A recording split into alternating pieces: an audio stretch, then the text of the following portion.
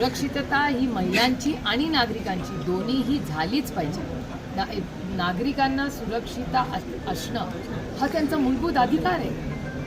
त्याच्यामुळे ज्या पद्धतीने आता हे सगळं वाढलेलं आहे कुठेतरी थांबलं पाहिजे. आणि मला महाराष्ट्राच्या पोलिसांचा सार्थ अभिमान आहे. त्यामुळे त्या पोलिसाच्या वर्दीची भीती का नाही लोकांमध्ये आणि अधोरोखतो भीती का नाही वाटत आहे. लोक कसं काय असे वागतायत याचं सगळ्यांचं एक समाज म्हणून आपण सगळ्यांनी आत्मचिंतन केलं पाहिजे. आणि महाराष्ट्राच्या सरकारने एखादी केस जर तातडीने फाशीची शिक्षा मी तर म्हणते पब्लिक प्लेसमध्ये तिथे कळू दे लोकांना की तू असा वयादासारखा वागलास गलिच्छसारखा वागलास तर तुला चौकात आम्ही फाशी देणार. आणि ती 15-20 दिवस काय ते महिन्याभराच्या आत फास्ट ट्रॅक कोर्ट करून अशा नराधामांना पब्लिकमध्ये शिक्षा झाली पाहिजे.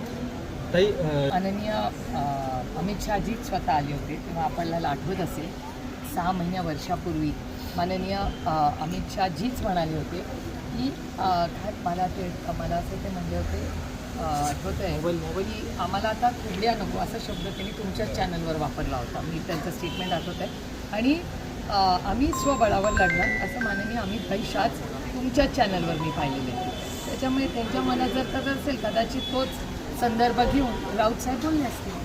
आता आम्ही निवडून आल्यापासून आपलं ऑपरेशन चाललं म्हणजे माझं पण त्याच्यात नाव होतं. त्याच्यामुळे गेले अनेक वर्ष ही चाललेली आहे. आणि एक तुम्हाला सांगते आम्ही स्वाभिमानी मराठी माणसं त्याच्यामुळे. आणि हे बघा आमचे काय भानगड नाही ना ईडी ना पीडी ना काय बाबा आपले काय इडापिडा काय प्रॉब्लेम नाही. आम्ही तुमच्या सगळ्यांची सेवा करण्यासाठी या राज्यात निवडून आलेलो आहे. लोकांनी आम्हाला संधी दिली त्या संधीचा मान करून या राज्यात एक चांगला बदल घडून तुमची सेवा आणि विकास करण्यासाठी आम्ही निवडून आलो. आणि अनेक वेळा सत्तेत किंवा विरोधात असले तरी कामं होतात आमची तरी होतात. त्याच्यामुळे मला असं वाटतं की या गोष्टी होत राहतील तोडून फोडून या गोष्टी होतील आणि त्याच्यात काही गंमत नाही.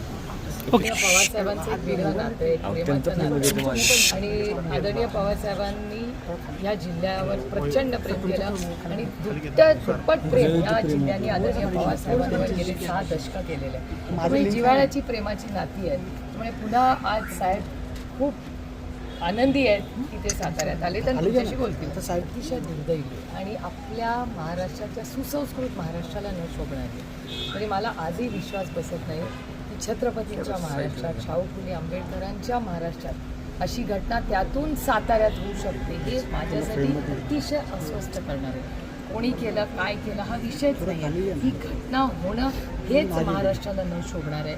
अर्थातच मनातून दुःख वेदना अर्थातच होतात कारण ह्याचा आजकाल मीडिया आणि या माध्यमातून या गोष्टी देशात जातात. पार्लमेंट चालू होतं जेव्हा ही घटना झाली आणि जेव्हा मी जॉईंट पार्लमेंटरी कमिटीच्या कुठल्याही पार्लमेंटमध्ये घेतले की बाकीच्या राज्यातले लोक मला म्हणतात काय चाललं आहे तुमच्या महाराष्ट्रात. आता मंत्री पण एकमेकाला धक्काधुक्की करायला लागले. त्यामुळे हे खूप आपल्यासाठी दुःख आहे. कोण सत्तेत आहे कोण विरोधात हा विषयच नाही आहे. सुसंस्कृत महाराष्ट्रात अशा घटना कधीही झाल्या नाहीत. त्या होत्या तर त्याच साताऱ्यात झाल्यात की आम्हाला तीव्र दुःख वेदना आणि अस्वस्थ करणाऱ्या माझ्यासाठी वैयक्तिक पण नोकऱ्या कमी होत आहेत की नाही हा सगळा डेटा सांगतोय. अहो गुन्हेगारीमध्ये आज महाराष्ट्रात पुणे जिल्हा 1 नंबरला आहे. पुणे जिल्हा हा शिक्षणात सगळ्यात सुसंस्कृत सगळ्यात पुढे. देशातून मुलं शिक्षणाला यायची की नाही पुण्याला. आज गुन्हेगारीत आम्ही नंबर 1 झालो.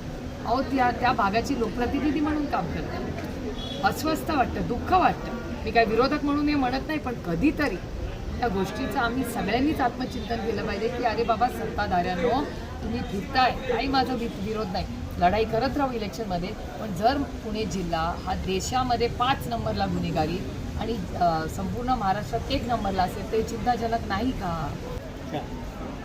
वहिनी जर मुख्यमंत्री या राज्याच्या झाला तर पहिला हात मीच त्यांना घाला.